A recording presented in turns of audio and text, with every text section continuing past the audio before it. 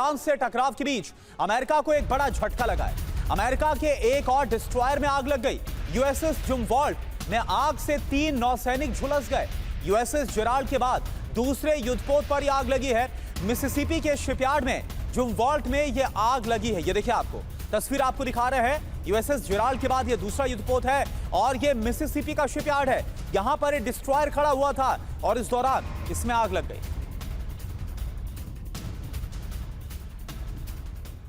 तो जेराल्ड के बाद जुमवॉल्ट, आखिर किसकी साजिश का यह शिकार हुआ है? सवाल है, क्या किसी ने यूएसएस जुमवॉल्ट में जानबूझकर आग लगाई? क्या डिस्ट्रॉयर में आग के पीछे किसी यूएस दुश्मन का हाथ हो सकता है?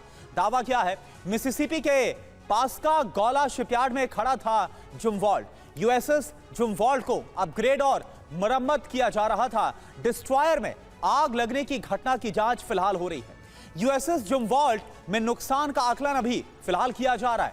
बड़ी बात क्या है, डिस्ट्रॉयर में हाइपरसोनिक मिसाइल सिस्टम लगाने का काम चल रहा था और उसी दौरान यह सब कुछ हो गया। एक और बड़ी खबर का रुख कर रहे हैं। ईरान ने अमेरिका को दिखाई है ड्रोन ताकत। आईआरजीसी ने सड़क पर उतारा है शाही ड्रोन।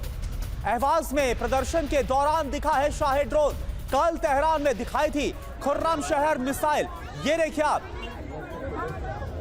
कल खुर्रम शहर मिसाइल जिसके जरिए कई हमलों को अंजाम दिया गया इजराइल के ऊपर और खाड़ी देशों में अमेरिकी बेसिस के खिलाफ, और अब ये शाही ड्रोन का भी जमकर इस्तेमाल किया गया। और ये जो शाही ड्रोन है, ये बहुत बड़ी ताकत है ईरान के लिए। और एक तरह से कहा जाए कि यही वो ताकत है, मिसाइल और ड्रोन ताकत, जिसके जरिए ईरान लगातार अमेरिका और इजराइल के खिलाफ दबाव बनाता हुआ नजर आया। तो ये देखिए आप, तस्वीरें आपको हम दिखा रहे ईरान से।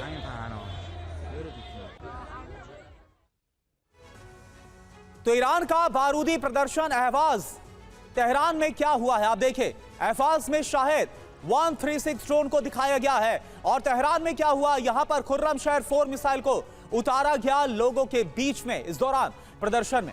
और क्या जानकारी, अमेरिका को एक बड़ा मैसेज, एक बड़ा संदेश इसके जरिए दिया गया क्या कि ईरान के पास अब भी कई शक्तिशाली हथियार मौजूद हैं। हम अमेरिका और इजराइल पर बड़े हमलों के लिए तैयार बैठे हुए हैं। ट्रंप की धमकियों और नई नई शर्तों के आगे हम झुकने वाले नहीं। अमेरिका की शर्तों पर ईरान कभी भी वार्ता नहीं करने वाला है, यह साफ संकेत है। ब्रिगेडियर विनोद दत्ता सर, अभी 2 दिन पहले एक रिपोर्ट आई थी कि अभी 70% जो मिसाइल स्टॉक है वो ईरान के पास बचा हुआ है। बड़ी संख्या में जो ड्रोन ताकत है वो भी ईरान के पास बची है। तो क्या आपको वाकई में लग रहा है कि डोनाल्ड ट्रंप तो बार बार इस बात का दावा कर रहे थे कि वहां की सेना, हथियार, सब कुछ हमने तबाह कर दिया, लेकिन ये जो हो रहा है, जिस तरह से खुलेआम ड्रोन और मिसाइल का प्रदर्शन किया जा रहा है, क्या तैयारी आपको नजर आ रही है?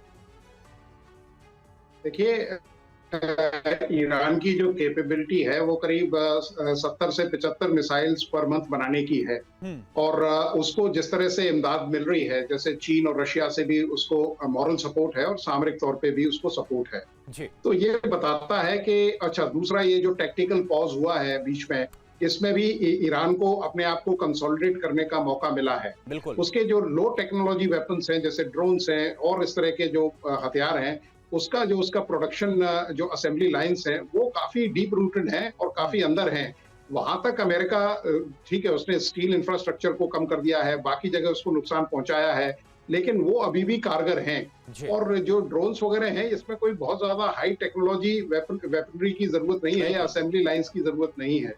तो इन सब चीजों को देखते हुए ईरान ने अपने आप को दोबारा रीग्रुप किया है और वो मतलब अमेरिका के ऊपर इस तरह के हमले करने के लिए पुनः अपने आप को रीइंफोर्स कर चुका है। तो ये बताता है। और दूसरा देखिए, जिस तरह से पूरे विश्व को अब एनर्जी क्राइसिस में अमेरिका ने झोंक दिया है, खासकर चीन के अपने इंटरेस्ट हैं। वैसे ही उसकी इकोनॉमी करीब 2 या 3% से ही ग्रो कर रही थी। तो अगर ये इस तरह की एनर्जी क्राइसिस होती है और ईरान से सब्सटेंशियल ऑयल वो लेता था, तो यकीनन चीन भी प्रत्यक्ष या अप्रत्यक्ष रूप से इस युद्ध में शामिल होगा और ईरान की मदद करेगा। बाकी के देश भी, अब देखिए, यूरोप के कई देश ऐसे हैं जो अमेरिका के खिलाफ हो चुके हैं। तो ये बताता है कि साहब किस तरह से बिना सोचे समझे, अच्छा, ट्रंप साहब के जो दावे हैं वो अक्सर गलत रहते हैं। वो मतलब उनके दावों में कोई सत्यता नहीं है, वो खुद ही अपने जो स्टेटमेंट है उसको कॉन्ट्राडिक्ट करते हैं। तो ये कहना कि साहब ईरान, बिकॉज ईरान कोई स्मॉल पुश ओवर नहीं है, कि साहब आपने उनको धकेल दिया। बिल्कुल, और आपने सही कहा ट्रंप के दावों को लेकर तो ईरान ने भी कहा था कि ट्रंप तो एक एक घंटे में 7-7 झूठ बोल देते हैं, बहुत बड़ी बड़ी बातें बोलते हैं, लेकिन उसका कोई आधार ही नहीं होता है। एक बार फिर से आऊंगा आपके पास सर, एक बड़ी खबर का रुख कर रहा हूं।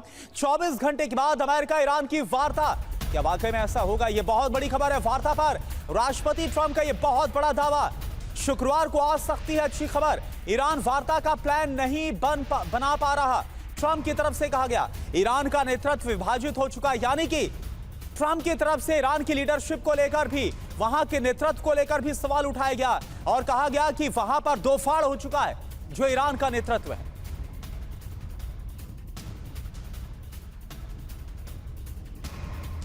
तो 24 घंटे का काउंटडाउन देते हुए नजर आ रहे हैं डोनाल्ड ट्रंप। क्या वाकई में वार्ता होगी या फिर युद्ध होगा? सच्चाई क्या है? वार्ता देखिए 24 घंटे बाद संभव है। सीजफायर अनिश्चितकाल के लिए फिलहाल बढ़ा दिया गया। आपको याद होगा कि मंगलवार को ही ये जो सीजफायर उसको बढ़ाने का ऐलान किया गया। ट्रंप का दावा क्या है? दूसरे दौर की वार्ता शुक्रवार या फिर उसके आसपास 72 घंटे की टाइमलाइन की बात कल करते हुए नजर आ रहे थे, यानी कि इस टाइमलाइन के अंदर, डेडलाइन के अंदर वार्ता हो सकती है। ट्रंप का दावा क्या है? प्रस्ताव पर ईरान सरकार अभी तक एक मत नहीं है, यानी मतभेद इस वक्त ईरान की लीडरशिप में है, ये बोलना चाहते हैं। अब देखिए पाकिस्तान से क्या खबर है? 36 से 72 घंटे के अंदर अच्छी खबर मिल सकती है, यानी पाकिस्तान भी ट्रंप की बात को दोहराता हुआ नजर आ रहा है। क्या अमेरिका ईरान के बीच दूसरे दौर की वार्ता हो भी पाएगी? ये एक बहुत बड़ा सवाल है, क्योंकि ईरान हर बार इंकार कर रहा है जो कोई भी बयान ट्रंप की तरफ से दिया जाता है। सवाल यह भी कि क्या वार्ता के लिए अपनी शर्तों पर नरम रुख ईरान दिखाएगा, क्योंकि ईरान को पता है कि अगर उसने नरमी दिखाई तो आगे चल के लिए खतरा उसके लिए ही बढ़ेगा। जरूरी बात क्या है? सिर्फ ट्रंप वार्ता का दावा कर रहे हैं, ईरान अब भी खामोश बैठा है और हर एक दावे को ईरान झुठलाता हुआ नजर आ रहा है। एक और बड़ी खबर, ट्रंप की ईरान को फिर से चेतावनी, नाकाबंदी से डरती है ईरान की सरकार, ईरानी पोर्ट की घेराबंदी हम जारी रखेंगे। डोनाल्ड ट्रंप की तरफ से ईरान को लेकर यह बयान दिया गया, यानी एक तरह से आर्थिक तौर पर ब्लॉक करने की जो बात है वो कही गई है, ताकि ये जो दबाव है वो ईरान पर नजर आए। तो ट्रंप का बार बार यू टर्न कंफ्यूज क्यों है प्रेसिडेंट डोनाल्ड ट्रंप? पहले क्या कहा और अब क्या बोल रहे हैं? याद देखिए, पहले कहा सीजफायर को आगे नहीं बढ़ाने वाले, और लेकिन आप देखिए जैसे सीजफायर की अवधि खत्म होने वाली थी 2.5 घंटे पहले ही सीजफायर की अवधि को बढ़ा दिया गया, वो भी बेमियादी, यानी कि अनिश्चित काल के लिए। पहले क्या कहा गया? ईरान ने डील नहीं की तो फिर हम बमबारी कर देंगे। और अब क्या बोल रहे हैं डोनाल्ड ट्रंप? अगली बातचीत तक युद्ध विराम रहेगा, यानी जब तक बातचीत नहीं हो जाती तब तक अभी फिलहाल कोई भी हमले नहीं होंगे। अब कभी वार्ता कभी धमकी की जो रणनीति है ये सब कुछ फेल साबित हो रही है। नाकाबंदी की जो पॉलिसी है वो फेल साबित हो रही है, यानी डोनाल्ड ट्रंप जो बोल रहा है वो एक तरह से पूरी दुनिया के सामने एक्सपोज होते हुए नजर आ रहे हैं। ना सिर्फ ईरान झुठला रहा है बल्कि पूरी दुनिया भी देख रही है कि उनके बयानों में कितना फर्क होता है, कितना अंतर होता है। एक और बड़ी खबर, वार्ता से पहले ईरान पर अमेरिका का बयान आया। ईरान की आर्थिक व्यवस्था तबाह हो चुकी है, कैरोलिन लेविट की तरफ से कहा गया। ऑपरेशन एपिक फ्यूरी से तबाह हो चुका है ईरान, ये लेविट बोल रही हैं। जो बयान दिया गया, हम ईरान के फैसले का इंतजार कर रहे हैं, लेविट की तरफ से यह कहा गया। व्हाइट हाउस प्रवक्ता है लेविट, उनकी तरफ से क्या कहा गया सुनिए आप। और एक और बड़ी खबर, होर्मुज संकट के बीच अमेरिका में हड़कंप मचा हुआ है। US Navy chief John C Phelan हटाए गए हैं। हंकाओ को नया नेवी प्रमुख बना दिया गया है। होर्मुज पर ईरान से टकराव के बीच बहुत बड़ा फैसला, US Navy chief John C Phelan को हटाया गया है और अब उनकी जगह हंकाओ को नया नेवी प्रमुख चीफ बना दिया गया है।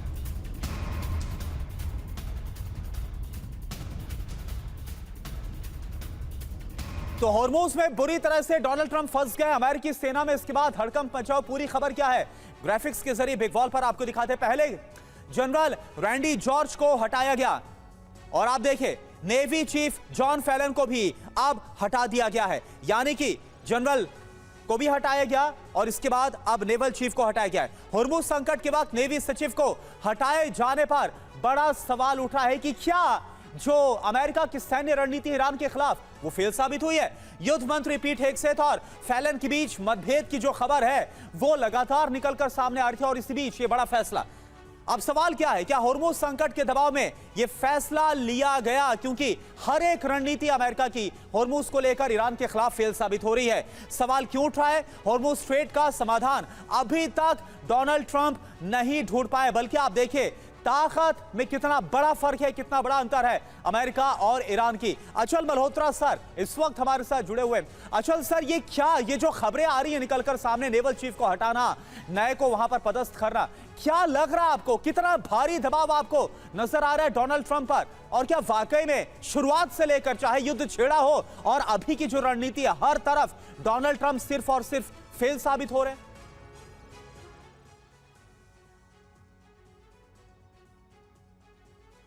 अच्छा मुझे सर, सुन पा रहे हैं?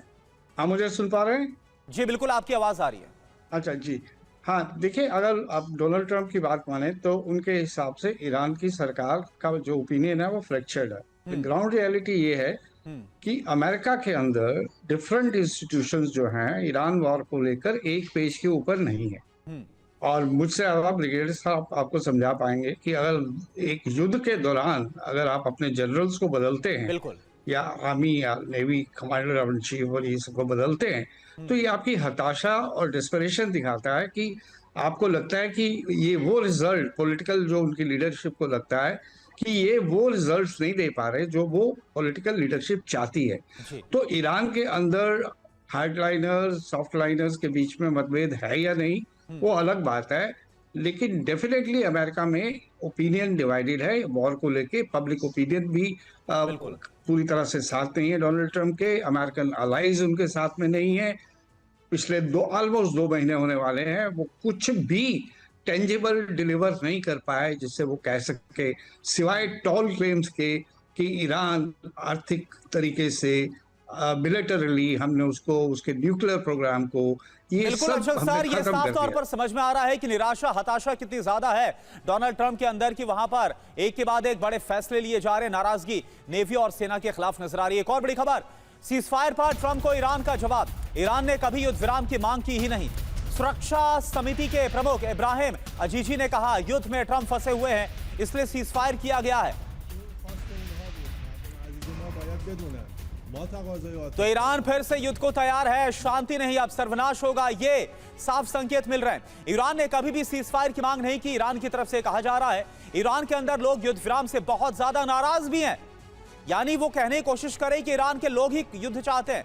हमारे हमलों से घबराकर ट्रंप ने युद्ध विराम किया, अमेरिका युद्ध से बाहर निकलने का रास्ता ढूंढ रहा है। इब्राहिम अजीजी की तरफ से बयान दिया गया, जो ईरान में सुरक्षा समिति के प्रमुख है। अब चेतावनी के पीछे संदेश क्या है? ईरान कमजोर बिल्कुल नहीं है, युद्ध के लिए हमेशा तैयार है। ईरान की मिसाइल ड्रोन ताकत से अमेरिका के अंदर भय है, डर है। होर्मुज से नाकाबंदी हटवाने की जो रणनीति है वो संभव है। तो अब देखना होगा कि क्या वाकई में अगले 72 घंटे में या फिर कल की जो बात कही जा रही है कोई वार्ता होती है या फिर होता है महाविध्वंस।